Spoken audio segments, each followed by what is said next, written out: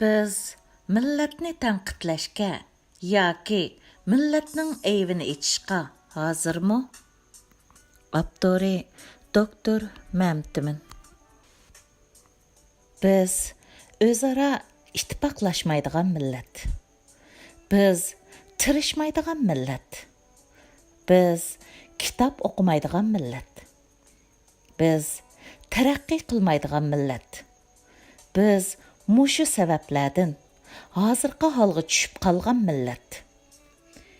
Ishonimanki, ko'pinchimiz bu xildagi millatni tanqidlaydigan, top-tani so'zlarni va shikoyatlarni anglagan va uningga qarta hamma millatning o'ziga tushliq ortiqchiligi va kamchiligi bor.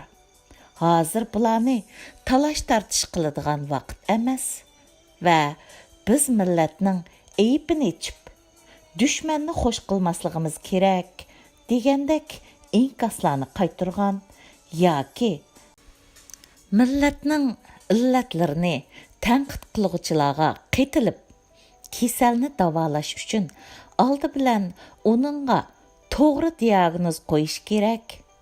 Agar biz o'zimizning kamchiliklarini to'nib yetmasak, bizda qandoq ilgirlash bo'lsin degandek o'z ko'z qarashlarimizni o'ttirib qo'ygan. Shundoq bizda kasalni yoshirsang o'lim oshkora deydigan ot so'zi bor. Inson agar o'zida o'zgarish paydo qilay desa, cho'qim o'z xatoliklarini to'nib yetishi, uni e'tirof qilishi va o'zini tanqid qilish kerak. Butun bir millatmi agar o'zida o'zgarish paydo qilay desa, cho'qim o'z illatlarini va ayblarini to'nib yetishi, uni e'tirof qilish kerak. Biroq bu yerdagi o'zini tanqid qilish hargizmi nuqul holdagi o'zini ayblash, o'zining aybini ichish bo'lmasdan, balki o'zida ijobiy o'zgarish paydo qilish uchun o'ziga adil baho berish orqali o'z xatoligini, o'z kamchiliklari va yetarsizliklarini to'nib yetib, uningda ilgirlash va yaxshilanish paydo qilishni ko'zda tutadi.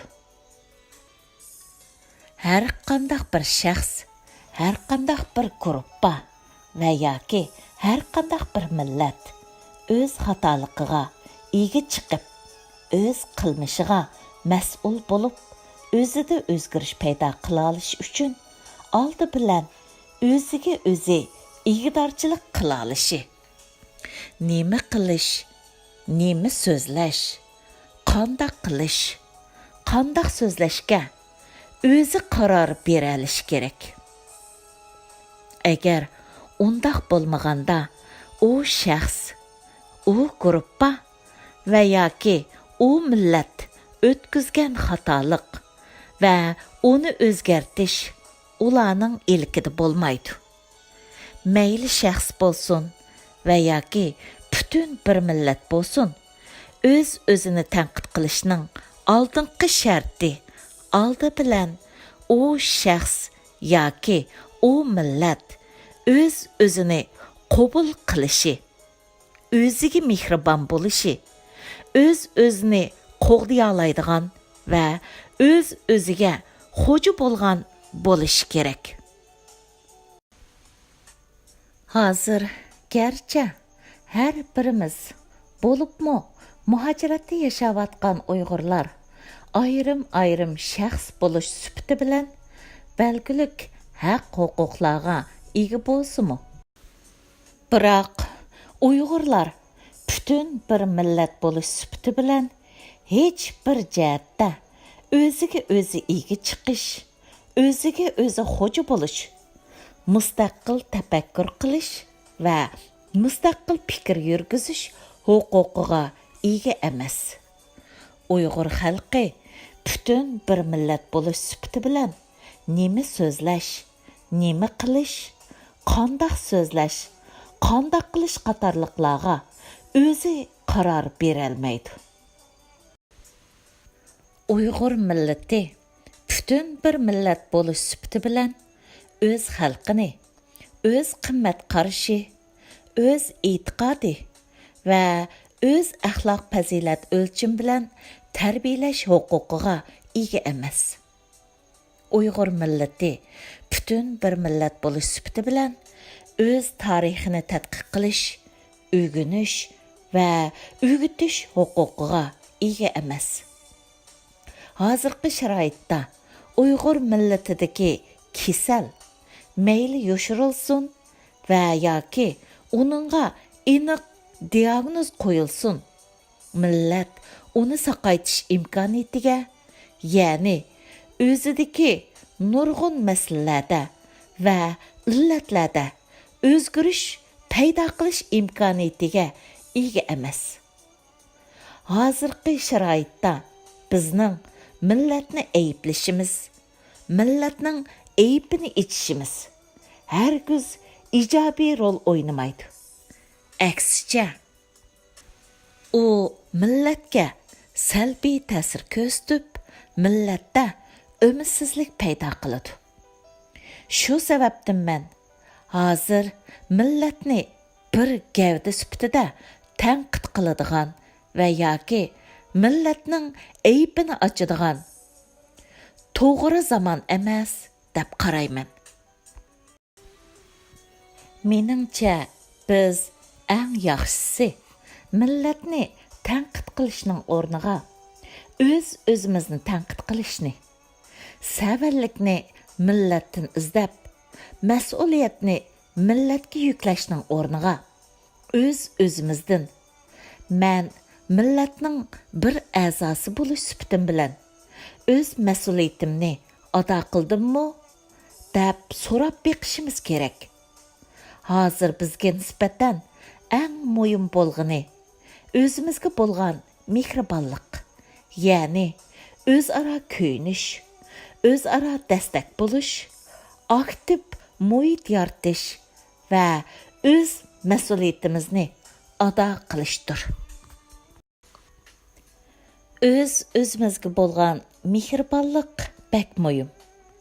Chunki agar biz xo'rlik ichida o'zimizga ko'yinalsak, ondan biz boshqalarga qo'l uzatalaydigan, boshqalar bilan aloqa o'rnatalaydigan va boshqalarning dardiga darmon bo'lalaydigan bo'lamiz, deydi Brené Brown. O'ziga mehribon bo'lish deganda, o'ziga ko'yinish, o'rtaq insonlik va to'nib yetish qatorliq mazmunlarni o'z ichiga oladi.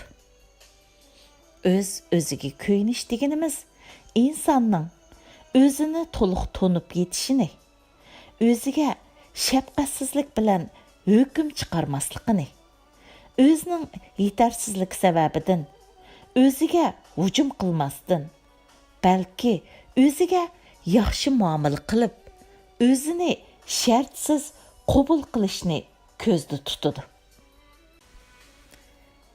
O'rtaq insonlik deganimiz insonning nuqsonsiz emasligini, hamma odamning mag'lub bo'lganligini, xatolik o'tkazganligini, hamma odamning beshiga o'xshamagan dardlarning keladiganligini to'nib yetib, mukammalsizlikning hayotimizning bir qismi ekanligini har doim esda saqlab, boshqa balo kelganda o'zimizni yolg'iz his qilmasligimizni ko'zda tutadi.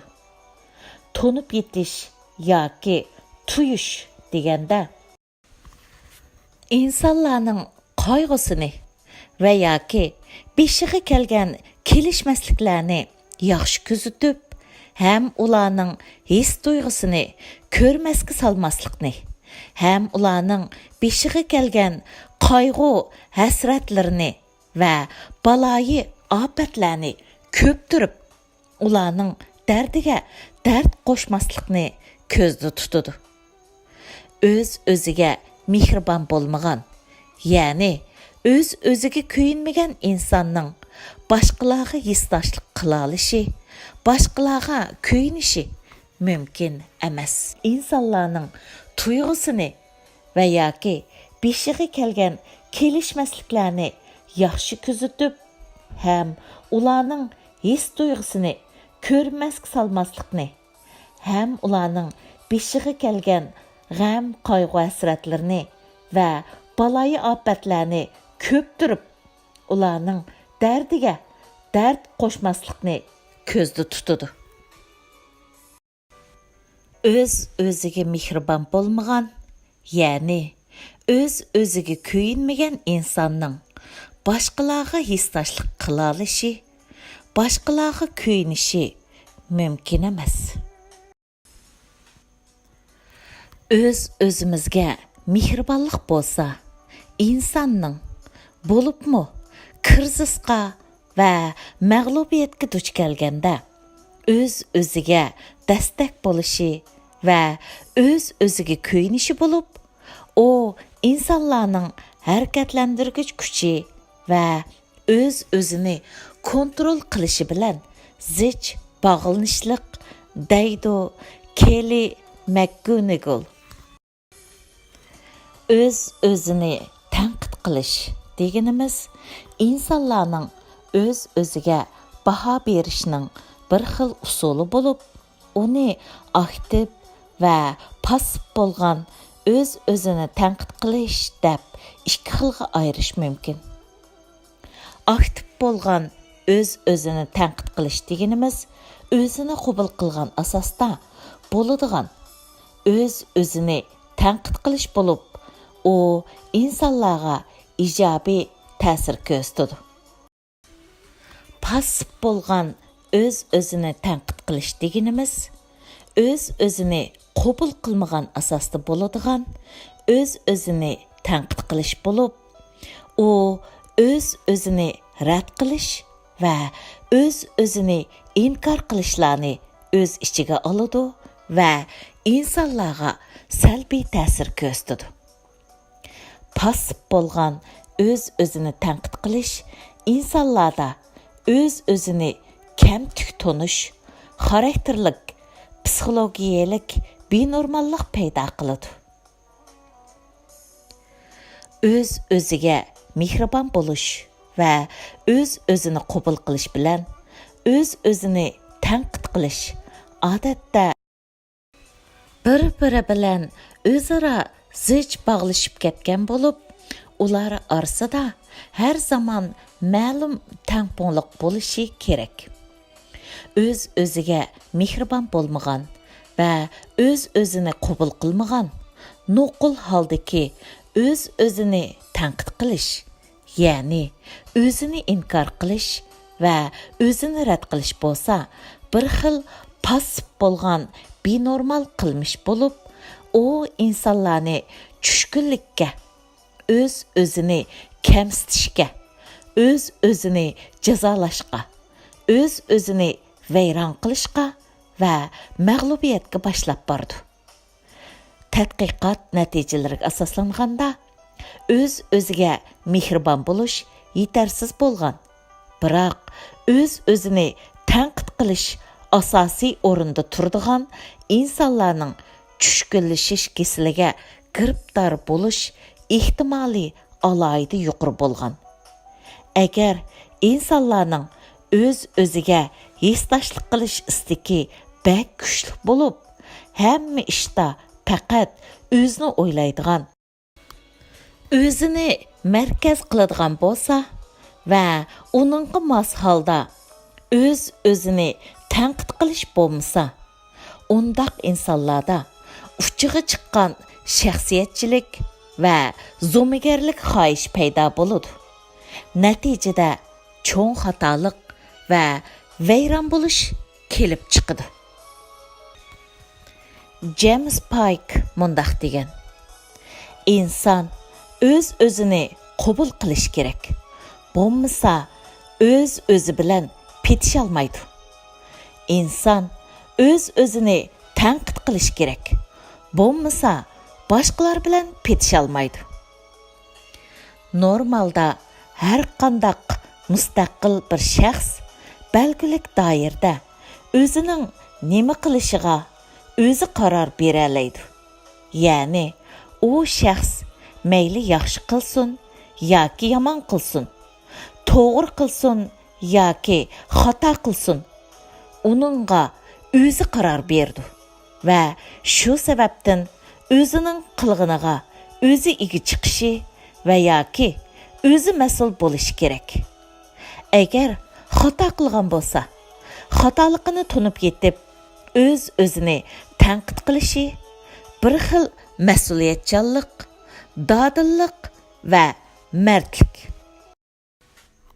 Biroq har birimiz millatning bir a'zosi bo'lish sifatimiz bilan butun bir millatni tanqid qilishga, uning eyvini ichishga kelganda ishlar undaq oddiy emas. Oldi bilan millat hammamizga tava. Biroq millat hech birimizning shaxsiy tavarki emas. Millat degan o'rtaq til, o'rtaq madaniyat, o'rtaq jo'g'rafiya va o'rtaq tarixga ega bo'lgan bir guruh kishilarning o'rtaq nomi. Millat u bir abstrakt uqum bo'lib, u nurg'ulg'an konkret insonlar to'plamidan tashkil topgan. Ya'ni konkret insonlarsiz millat yoki xalq mavjud bo'lmaydi. Shu sababdan agar biz o'zimizdagi ba'zi illat va yetarsizliklarni universallashtirib, uni nuqul holda millatning ustiga yuklasak, to'g'ri bo'lmaydi. Agar biz o'zimizdagi masalani xalqqa, millatga ortib, xalqni, millatni ayblab, o'zimizni uning sirtiga qo'ysak, o'z mas'uliyatimizdan qochgan bo'lamiz. Millatning masalasi demak, bizning o'rtaq masalamiz demak. Millatning illati demak, har birimizning kam deganda ko'pinchimizning illati demak. Millatning nomusi demak, har birimizning nomusi demak. Millatning shon-sharfi demak, har birimizning shon-sharfi demak. Har birimizning kuchlanishi millatning kuchlanishidir. Har birimizdagi o'rtaqlikning vayron bo'lishi va yo'qolishi millatning yo'qolishidir. Ikkinchidan, har birimiz o'z oldimizga ayrim holda mustaqil bir shaxs bo'lish sifatimiz bilan o'zimizni tanqid qilish erkinligimiz bor. Biroq har birimiz bir shaxs bo'lish sifatimiz bilan millatni tanqidlamoqchi bo'lganda va yoki millatning ayibini ochmoqchi bo'lganda umumlikni ko'zda tutishimiz, millatning manfaatini asosiy o'rinda qo'yishimiz, hissiyotimizga tayanib, ha deganda millatni ayblashdan saqlanishimiz kerak.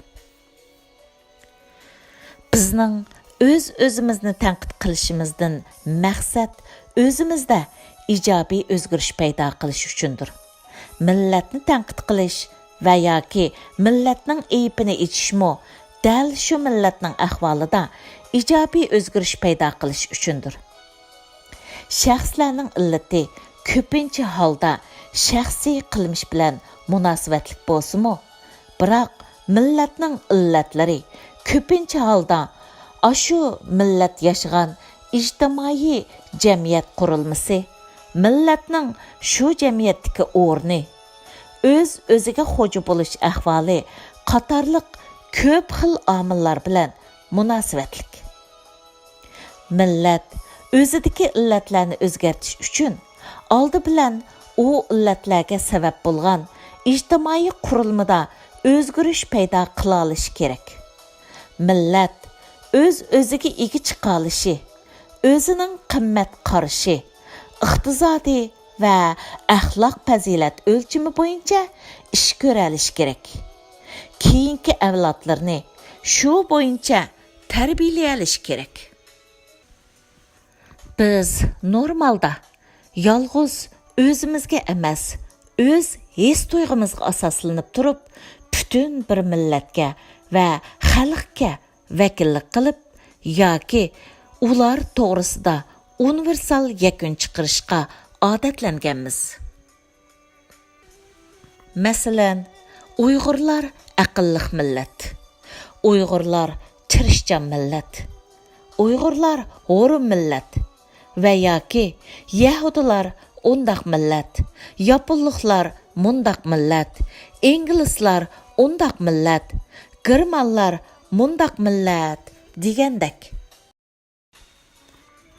Amaliyotda biz ma'lum millatni ta'riflashda ishlatib kelgan har qandaq alaydilik shu millatga tava bo'lgan ko'p sondagi kishilardagi o'rtaq alaydilik bo'lib, u hargizmi millatdan iborat abstrakt bir uqumga tava emas, balki konkret insonlarga tava alaydilikdir. Hammamizga ma'lum bo'lgandek, hozir bir insonning aql parostini o'lchaydigan o'lcham IQ, ya'ni aql ko'rsatkichisi bo'lib, o'xshamagan irq va o'xshamagan millatlarning o'ttircha aql ko'rsatkichisi farqli bo'lsa-mu, ya'ni ba'zi millatning o'ttircha aql ko'rsatkichisi yuqori, ba'zi millatlarning o'ttircha aql ko'rsatkichisi tuvan bo'lsa-mu. Biroq men ma'lum millat aqlliq millat, ma'lum millat dot millat degan uqumga qitilmayman.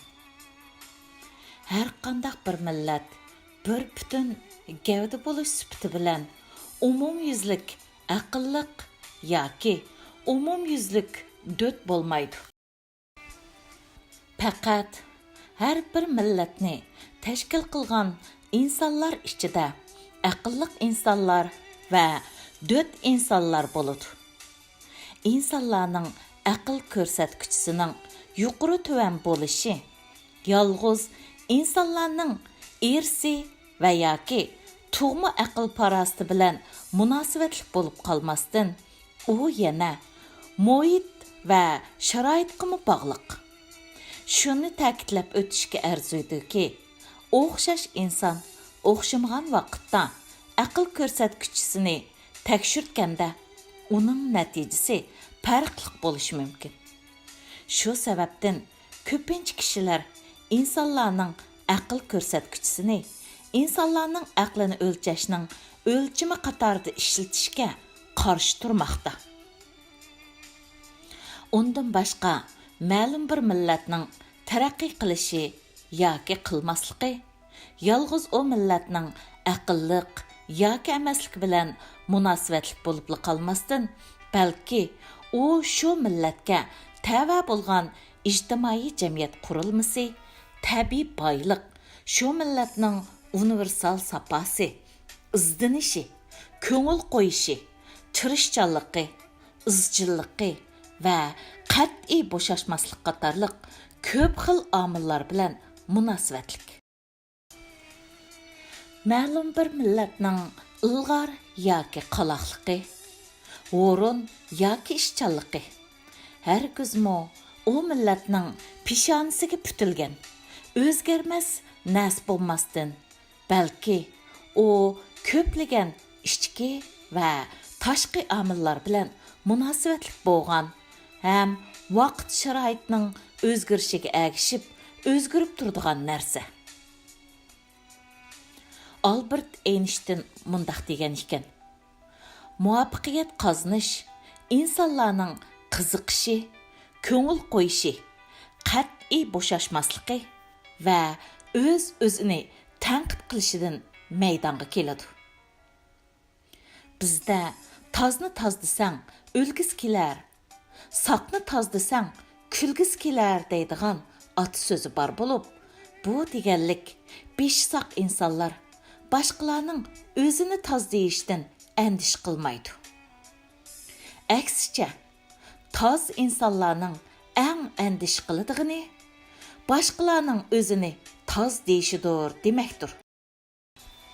Ya'ni o'ziga ishonchisi bo'lmagan va yoki aybi ko'p bo'lgan insonlar o'z aybini aytishdan va yoki o'zini tanqid qilishdan eng andish qiladigan insonlardir. İnsanlarning o'zini tanqid qilishi va yoki o'z aybini aytishi alohida dodillik talab qiladigan bir xil samimiy qilmish bo'lib, u ojizlikning emas, balki har jihatdan pishib yetilganlikning va kuchliklikning alomatidir.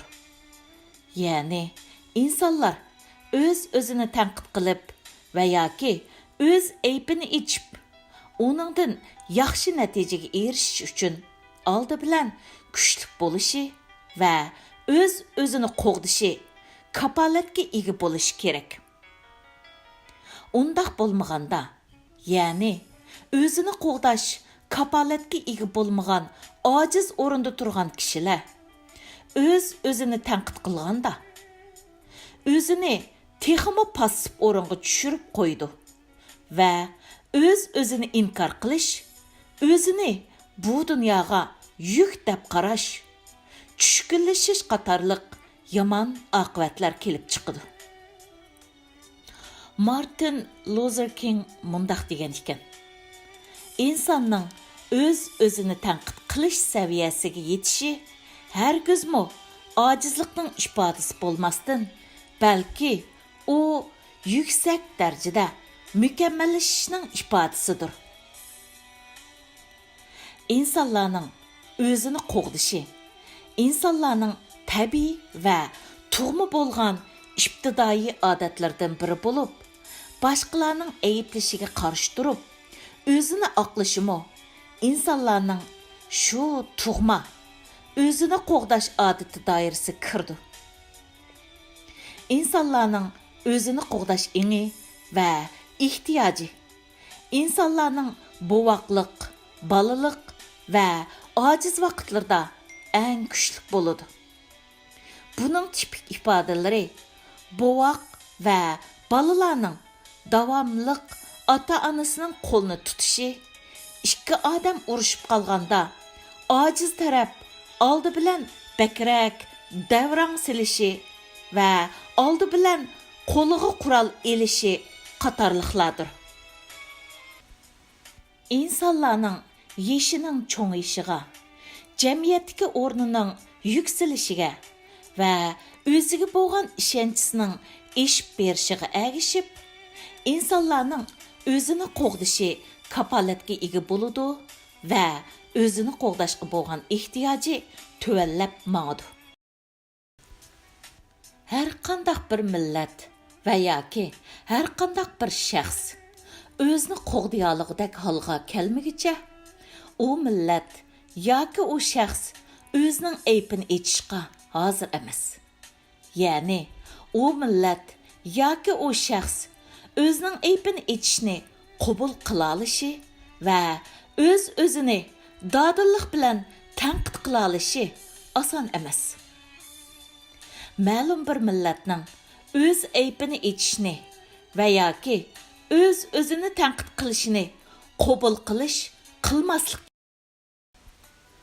u millatni tashkil qiluvchi har bir inson yoki kam deganda u millatga tava bo'lgan ko'p sondagi insonlarning har jihatdan pishib yetilish ahvoli va o'ziga bo'lgan ishonchisi bilan zich munosabatlik. Uzun muddat mustamlika ostida yashagan yoki boshqalar tarafidan uzun muddat bo'zaq qilingan millatlar uzun muddat adolatsizlik ichida yashaganligi uchun undaq millatning o'ziga bo'lgan ishonchisi tuvan bo'ladi. O'zini qo'g'dash ehtiyoji yuqori bo'ladi. Shu sababdan undaq millatlar va yoki undaq insonlar tanqidni oson qabul qila olmaydigan bo'ladi. O'zining aybini aytishni yaxshi ko'rmaydi.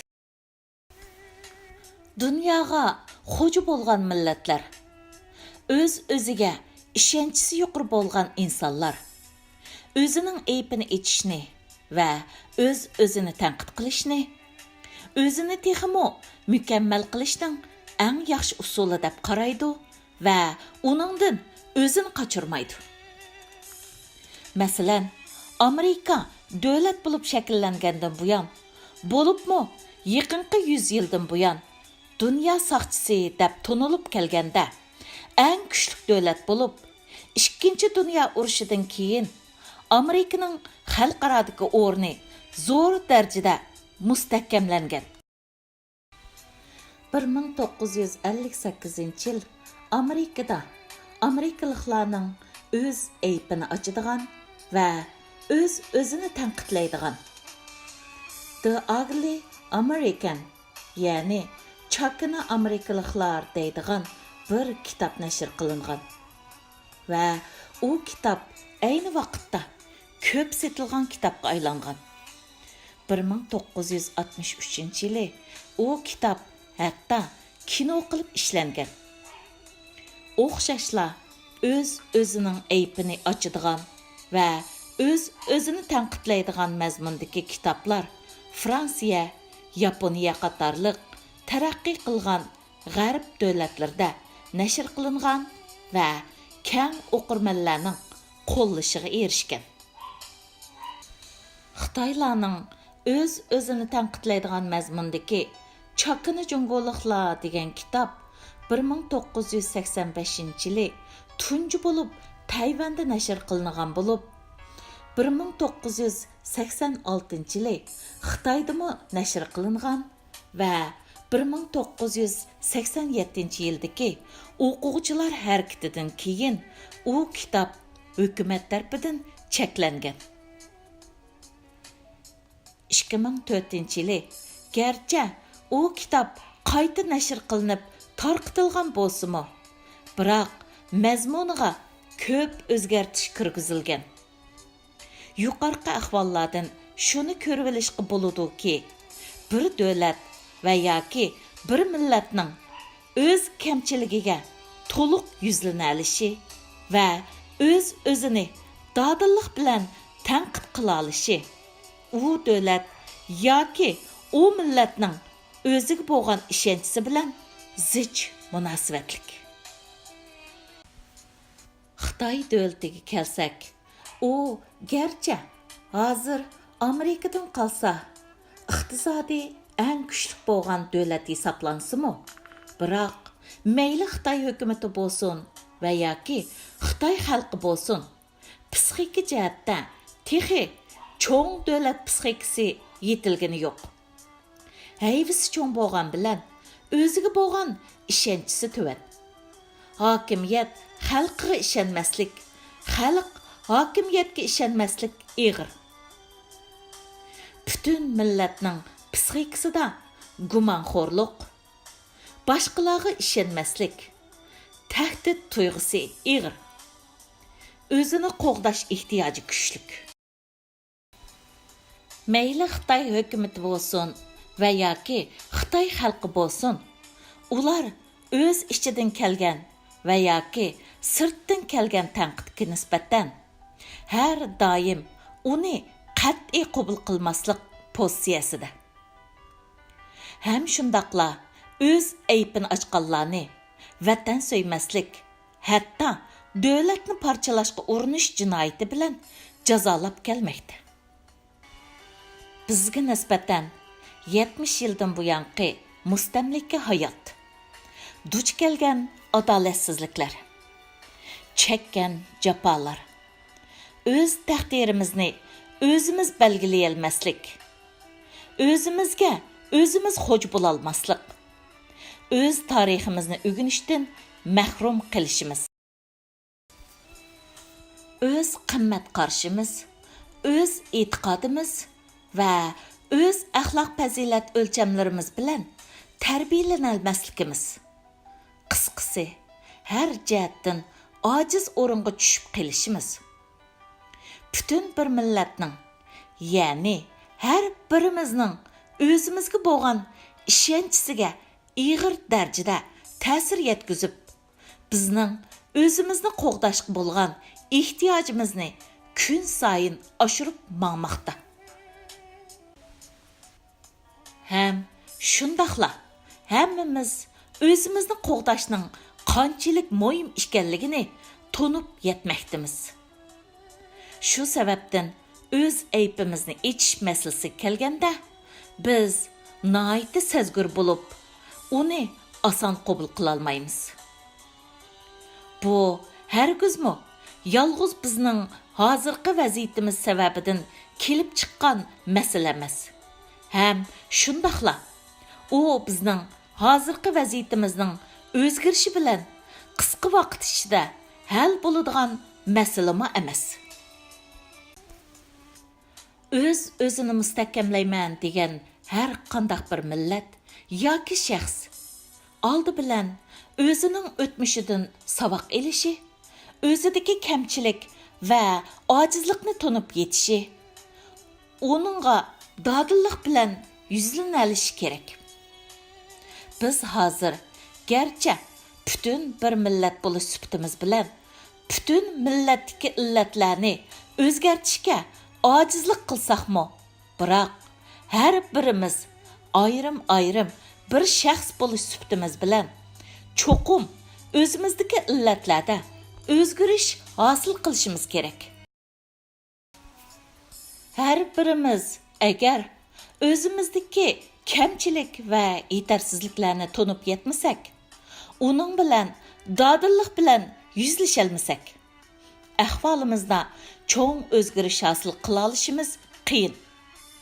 Bu demak oson bo'lgan bilan uni amaliylashtirmak uncha oson emas.